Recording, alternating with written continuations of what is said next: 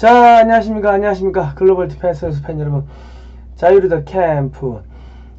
학교에서 가르치지 않는 진짜 한국 근현대사, 바로 알기 수업이 또 돌아왔습니다.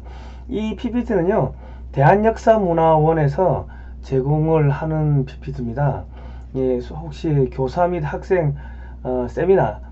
그러니까 여기서 말하는 교사란 것은 우리 일반 분들이, 학교 선생님이 아니고 일반 분들이 이 역사 강의를 배워가지고 집에서 자녀들한테 가르치거나 이제 어디 교회에서 가르치시는 분들, 뭐 그렇게 하고 싶은 분들, 일반인을 위한, 어른들을 위한 세미나가 있습니다. 또 학생 세미나도 있고요. 010-7735-7746번입니다. 자, 수업 들어가기 전에 이승만 대통령 영화를 지금 촬영을 하고 있습니다. 65,000불을 들여가지고, 65,000불이면 한 7천만원 정도 되죠. 그래가지고 이승만 대통령이 하와이에서 30년을 사셨던 그 일대기를 지금 촬영하고자 합니다. 하와이에서 53년간 살고 계시는 한인 이민연구소 이덕희 소장님이 지금 추진해서 이제 만들고 있는데, 자금이 한 2천만원 정도, 한 2-3천만원 정도 부족하대요. 여기 17반으로 영화 후원을 해주시면 되겠습니다. 국민은행 예금주 건국이념보급회 411-401-01-234900. 그 영화 제작 담당은요, 건국이념보급회 김효선 사무총장님인데, 이분이 이승만 대통령 보급을 위해 가지고 정말 진짜 십몇 년 이상 고생을 많이 하셨습니다. 우파 바닥에서 아실만한 분은 다 아시고, 그리고 뉴데일리의 임보결 회장님하고 같이 한 달에 한 번씩 이승만 포럼을 또 하고 계십니다. 그러니까 저 후원을 해주시면 감사하겠습니다. 자유의 복음을 준 선교사, 자, 호러스 뉴턴 알렌 선교사님이 있습니다. 의사를 3년 했고 선교사를 4년 했고 외교관으로 17년을 이제 활동을 했습니다. 최초의 정착 선교사, 1883년 9월 20일 입국해서 선교사직을 사임한 선교사. 나중에 선교를 하다가 선교사직을 사임을 했네요. 자, 하여튼 이런 분이 있었다. 그러니까 여기에 들어오셔가지고 헌신하고 희생하고 뭐 하신 분도 있고, 중도에 또 포기하신 분도 있고, 어쨌거나 들어와가지고 많은 영향을 미쳤습니다. 자, 1884년 12월 4일날 갑신정변이 일어납니다. 갑신정변이 왜 일어났는가, 이거를 이야기하려면 또 여기서 1시간 2시간 흘러가니까 그거는 다음 시간에, 다음번에 혹시 기회가 있으면 제가 또 한번 할게요. 자, 갑신정변이 일어났어요. 자, 그리고 1904년에 미국 콜로라도 스프링스 텔레그래프 신문에 보면 민영이 그 고관 대작이죠. 그 당시에 최고 실세를 치료하는 알렌 선교사의 모습이 이렇게 있습니다. 이때 민비가 이 알렌 선교사한테 뭐 이거 치료비를 뭐 수십만 양을 줬다, 뭐 그런 이야기가 있더라고요. 자, 뭐 그랬고, 1885년에 2월 25일날 광해원이 설립됩니다. 이 최초의 서양식 국립병원이 생깁니다. 그러니까 이제 서양의 선교사님들이 들어오시면서 이런 이 서양식 교육, 서양식 의료 단체, 이런 것들이 막 생기는 거죠. 1832년 귀젤라프 선교사가 고대도 방문하면서 주께서 정하신 시간에 열매가 맺을 것이다, 이런 말씀을 했는데, 34년 후에 1866년 9월 5일날 토마스 선교사님이 대동강에서 순교를 하십니다.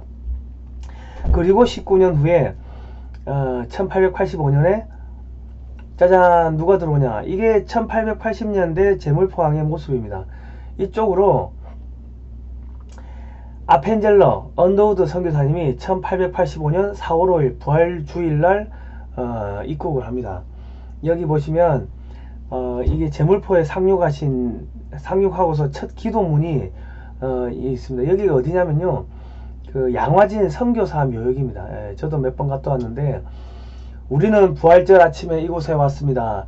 그날 사망의 권세를 이기신 주께서 이 백성을 얽어맨 결박을 끊으사 하나님의 자녀로서 자유와 빛을 주시옵소서. 1885년 4월 5일 제물포에 상륙하신 후 드린 첫 기도. 짜잔. 자, 자유의 복음을 전하고 교회를 세우고 이런 일들이 막 일어납니다. 그러니까 지금 우리가 왜 이거를 지금 공부를 하냐면, 이승만 대통령이 어떻게 해서 공산주의하고 싸우게 됐는지, 어떻게 해서 기독교 입국론을 가지고서 대한민국을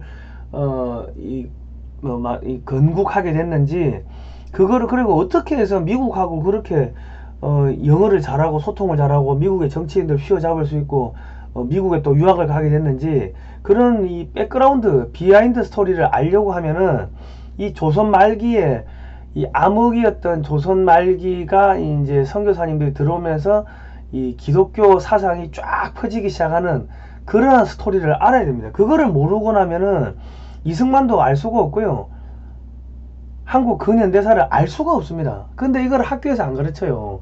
그러니까 이게 지금 대한민국의 교육이 잘못되는 게, 호국 불교를 가르치잖아요. 그러면서 불교 사상이나 이런 걸 쭉 가르치지 않습니까?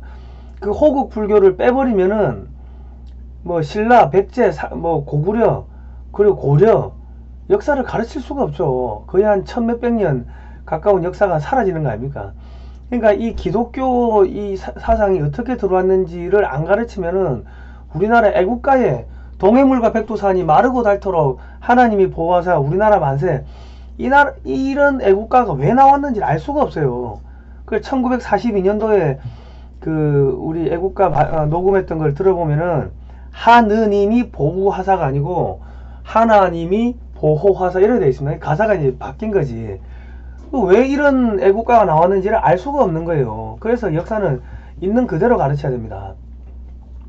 자, 언더우드, 흑암의 땅 조선에 찾아온 최초의 목회 선교사, 조선인보다 더 조선을 사랑한 사람, 1885년 4월 5일날 입국했을 때 당시 25살이었습니다. 이런 역사를 우리 자녀들에게 가르치면, 우리 자녀들이 나는 25살에 뭐 해야겠다 이런 생각을 할 거 아닙니까? 그러면 빗나가진 않겠죠. 지금 대한민국의 이 역사가 엉망이 되고 나라가 엉망이 되고 이 학생들이 엉망이 되고 삐뚤어지는 거는 우리 부모님들이 역사를 안 가르쳐서 그래요. 교회에서 역사를 안 가르쳐서 그렇고, 학교에서 엉터리로 역사를 가르치니까, 그러니까 아무런 역사적 교훈을 못 배우고 그냥 먹고 마시고 싸고 자고, 그냥 소위 말해서 짐승하고 별반 다를 바가 없게 그 학생들이 이게 나오는 거예요. 역사적 의식이 있는가 없는가, 그것이 사람이냐 아니냐 그 나누는 이 판결 뭐 나누는 기준점인데, 지금 대한민국에서는 학교에서도 역사를 안 가르치고 가정에서도 안 가르치고, 그러니까는 서울대를 가도 하버드를 가도 역사를 모르니까 뭐 중도 실용주의 한다고 하면서 이 종북 주사파 공산주의 활동했던 사람들 끌어들이고, 대통합했다고 한다고 끌어들이고, 그러다가 정권이 전복되고 대통령 2명이 감옥 가 있고 엉망진창이 되는 겁니다. 그게 누구의 잘못이 아니고 우리 모두, 우리 부모님들이 자녀들한테 역사 교육을 안 가르쳐서 그런 겁니다. 자, 1889년 언더우드 선교사 부부의 신혼여행을 겸한 서북 지방 답사 여행입니다. 이런 사진들 처음 보셨죠? 이게 이제 세문안 교회인데, 지금 세문안 교회입니다. 옛날은 정동교회였다고 합니다. 이게 첫 예배당인데 1887년 9월 27일입니다. 그러니까 여기 예배당이 막 생겨요. 이제 예배당이 쭉쭉쭉 생긴다. 최초에 조직된 장로교회 14명의 세례교인이 나오고 장로 2명이 또 선출됩니다. 그리고 여기서부터 22개의 교회가 이제 더 세워지는데, 제가 현재 교회명만 이렇게 불러드릴게요. 세문안, 서교동, 김포-제1, 김포중앙, 중화동, 행주, 능곡, 계곡, 송마리, 신사동, 시흥, 누산, 영등포, 대원, 광명, 탄현, 청천, 노량진, 양평동, 갈현, 버저니아, 하안, 신산, 이런 교회들이 막 생겨납니다. 그러면서 여기서 한글 성경을 가르치고 자유, 정치적 자유, 종교적 자유, 뭐 근대 교육들, 의료 이런 것들이 쫙쫙쫙쫙 가르치면서 여기서 이제 이 소위 말하는 독립운동 투사들이 양성이 되는 거예요. 왜냐하면 내가 계속 이야기하지만 이 당시에는 교회를 가야지 우리 출판 인쇄를 할 수 있는 그런 기계가 있었다고. 지금은 말하는 인쇄기죠. 왜냐면 교회는 찬송가도 찍어내지 뭡니까 성경도 찍어내지 주보도 찍어내지 하니까 그런 기계가 있었다고. 그래서 그 뭐 대한독립 만세 호예요 뿌리고 할 때 다 교회에서 그런 걸 찍어냈어요. 그러니까 대한민국의 교회 역사를 빼버리면 대한독립 만세 그 역사가 없어지는 거예요. 조선 말기에 인쇄기가 없는데 어디서 그 호에 인쇄기를 그 인쇄를 해가지고 뿌립니까? 이런 역사를 가르쳐야지. 정동제일교회 1887년 10월 9일 찍은 사진입니다. 자, 최초의 감리교회 지금 정동제일교회. 자, 이런 분들이 만들었다. 언더우드 선교사님 이런 분들이. 자, 언더우드는 국내에서 가장 먼저 한국인에게 세례를 주고 조직교회를 설립한 선교사였다. 한국 근대화를 이룩한 공적은 교육 문화에 이르기까지 다방면이었다. 그러나 그의 주된 목표는 그리스도의 복음 전파였다. 조정의 천주교 박해를 의식하고 근교 정책을 따라가는 선임 알렌 선교사와의 마찰도 세례를 비롯한 전도 활동 때문이었다. 언더우드는 생명을 걸고 수세를 원하는, 수세라 하면은 뭡니까 이게 세례 행시 이제 물 부어가지고 세례하는 거 있죠. 수세를 원하는 자들에게 세례 베풀기를 주장했다. 중국에서도 모리슨 선교사가 정부의 근교 제재를 풀기 전에 세례를 베푼 예를 들었다. 한국에는 세례받기를 원하는 자가 많다는 것을 그는 마냥 기다리고만 있을 수 없었다. 그래가지고 이제 이 예배를 드리기 시작합니다. 외국인들 뿐이었지만 1885년 6월 21일 언더우드는 이들과 모여 예배를 드렸다. 이 예배 모임에 언제부턴가 한국인들도 참석한 것으로 보인다. 이미 암암리에 1886년 7월쯤 그러면 한 1년 정도 되죠. 1년 후에 노충경 노도사에게 최초로 세례를 베풀었기 때문에 1887년 1월 23일 주일에는 서경조, 최명호, 정공빈에게도 세례를 베풀었다. 이들은 목숨을 걸고 세례를 받겠다고 결단한 사람들이었다. 언더우드는 이후 복음 전파자이고 그리스도의 십자가를 전할 임무를 받은 제가 어떻게 그들의 요청을 거절할 수 있겠습니까? 라고 선교부 총무 엘린 우드에게 편지를 보냈다.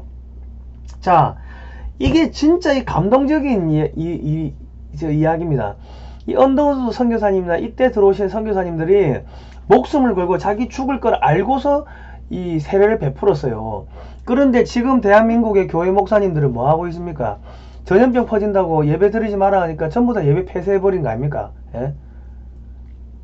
그러니까는 역사를 모르니까 그런 이 바보 같은 짓을 하는 거예요. 100년 전에 이 선교사님들은 죽을 각오하고 세례 베풀고 예배하고 했는데 지금 뭐 속된 말로 잡아 죽이나요? 그 죽이는 거 아니잖아요, 문재인 정권이. 그런데 예배를 왜 폐쇄를 합니까? 그러니까 지금 한국의 이 목사님들이 전부 다 회개를 하셔야 된다. 회개 안 하고 그 예배 백날 들어보십시오. 그 예배를 하나님께서 받으시겠어요? 이미 하나님의 목록에서는 얘들은 목사 아니야, 얘들은 나의 종 아니야 하고 이미 이름 다 삭제했을 건데 하나님이 다 회개를, 한국의 목사님들 회개를 하시기 바랍니다. 동성애가 퍼지고 낙태가 퍼지고 하나님의 자녀들이 전부 지옥으로 끌려가고 있는데 전부 다 고개 숙이고 모른 척하고 있고 그러면 안 되죠. 자, 세문안교회 최초에 조직된 교회 1887년 이르러 수세 요구자 증가는 교회 설립의 요구로 이어졌다. 힘들다. 읽는 게 힘들어요. 일단은 요거는 제가 다음 시간 할게요. 왜냐면 요 뒤로부터는 또 시간이 한 10분 이상 지연되니까 그러면은 거의 한 30분 가까이 되거든. 하루에 한 10분 15분씩만 꾸준히 공부를 하면요 그러면 될 것 같아요. 요 세문안 교회는 저 다음 시간에 하도록 하겠습니다. 자, 여러분 이승만 대통령의 기독교 입국론이 어떻게 해서 나오게 됐는지를 설명하기 위해서 우리가 앞전에 무슨 일이 있었는지를 지금 이게 공부를 하고 있는 겁니다. 그러니까요, 이승만 대통령 영화 만드는데 17반으로 만원씩 좀 후원을 해주시면은 8월 15일 날 건국의 아버지 이승만 대통령 영화가 하와이에서 걸릴 수 있을 것 같아요. 하와이에서 걸리면 국내도 하와이에서 걸리고, 하와이에 뿐만 아니라 그 미국의 그 교민들 저기 텔레비전 있죠, 방송국, 그쪽으로도 전파가 되고, 그리고 이제 또 국내는 국내대로 들어오고 아마 그래 될 겁니다. 자, 칩실반 후원 좀 부탁드릴게요. 자, 다음 시간에 뵙도록 하겠습니다.